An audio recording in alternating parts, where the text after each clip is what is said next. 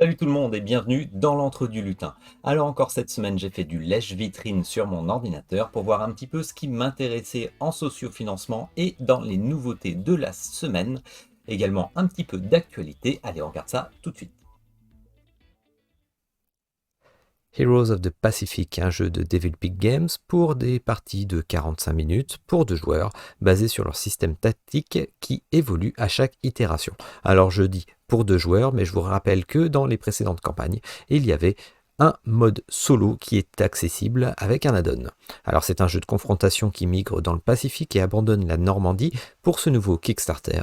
Une telle licence propose toujours des suites et ce n'est pas pour rien car c'est un excellent jeu plutôt dynamique. Attention, le pledge de base est peu cher, mais ne contient que la boîte de base sans bonus de campagne. Je n'aime pas trop ce principe, mais cela permet un accès peu onéreux, surtout que les taxes sont comprises. Il faudra aller au pledge some per fee pour avoir les stretch goals et une boîte d'add-on qui sera dévoilée au fil de la campagne.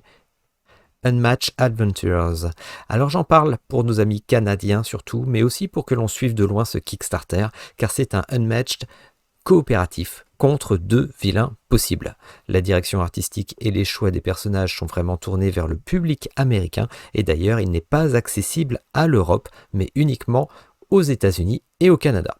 Alors pourquoi j'en parle? Car Yellow, qui localise déjà les Unmatched, a annoncé que cette version devrait sortir pour la fin de l'année en français. Unmatched est un jeu d'affrontement bien connu pour 2 joueurs et là, on aurait enfin ce système en coopératif, voire même en solo car il est annoncé de 1 à 4 joueurs avec un mode coop PvE.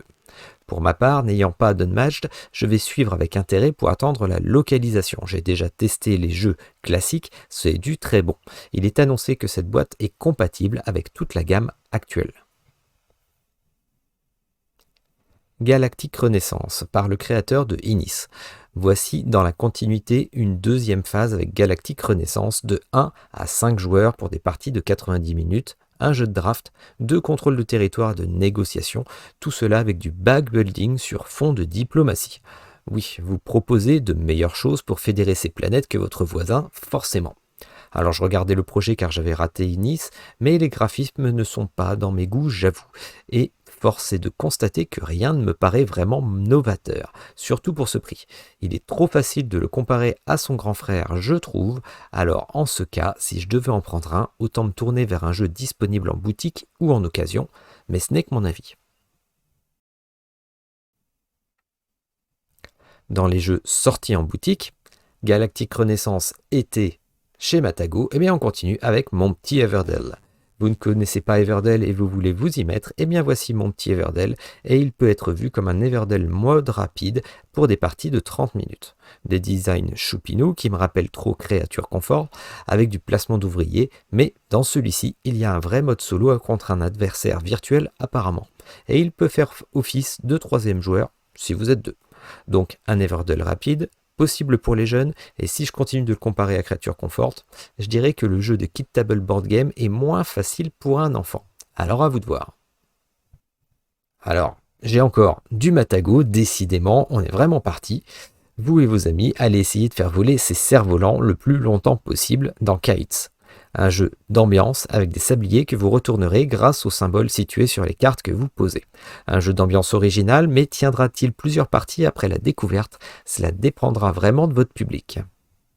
Alors on change complètement d'ambiance et de gamme avec Warhammer 40 000, un nouveau Space Hulk? Eh bien non, j'espérais secrètement avec le teasing des Space Marine Terminator une réédition de ce jeu de plateau culte.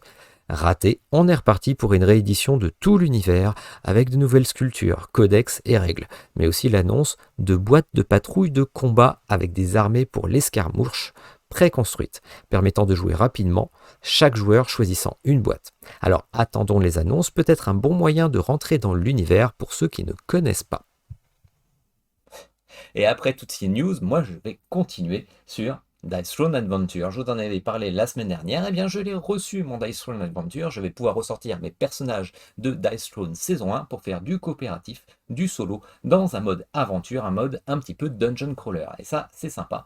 Peut-être que comme ça, je vais pouvoir y jouer en famille, je sais pas, parce que là pour l'instant, à deux, en compétitif, c'était pas forcément le truc de ma femme. Donc forcément, le jeu ne sortait pas beaucoup. Et là, j'ai l'occasion de le sortir. Ça va être très bien comme ça. Lucky Duck Game qui nous a également annoncé pour la suite de Dice Throne, et oui, il y aura le Marvel Dice Throne. J'en avais pas parlé la semaine dernière, j'avais zappé. Eh bien, je vais vous faire un petit encart pour vous le montrer. Effectivement, c'est prévu en 2 packs différents, en 2 boîtes, avec les héros Marvel à la mode Dice Throne. Lucky Duck Game qui a également annoncé cette semaine la localisation en français de Return to the Dark Tower. Donc il y avait pas mal de joueurs qui voulaient voir un petit peu ce que ça donnait, mais la VO ça pouvait les rebuter. Eh bien, le jeu arrive en version française, probablement chez Game on Tabletop. Ça a été prévu justement en sociofinancement. Je reviens sur Marvel Dice Throne. Il arrivera non pas en sociofinancement, mais directement en boutique. Voilà, j'avais zappé ce petit détail. Donc voilà, n'hésitez pas à commenter, à me dire ce que vous en pensez, ce que vous voudriez qu'on parle. Est-ce que vous avez vu, vous, des sociofinancements ou des jeux en boutique qui vous intéressent? N'hésitez pas à m'en parler, parce que moi, c'est mon avis et c'est un petit peu mon lèche-vitrine à moi. Donc il y a forcément des choses qui, moi, ne m'ont pas touché, mais qui vous, peut-être, vous intéressent. Dites-moi, peut-être que je suis passé à côté, donc ça peut m'alerter également. N'hésitez pas non plus à vous abonner à la chaîne pour agrandir la communauté. N'hésitez pas avec les petits pouces, ça fait toujours plaisir. Et puis je vous dis à la prochaine sur la chaîne. Allez, salut!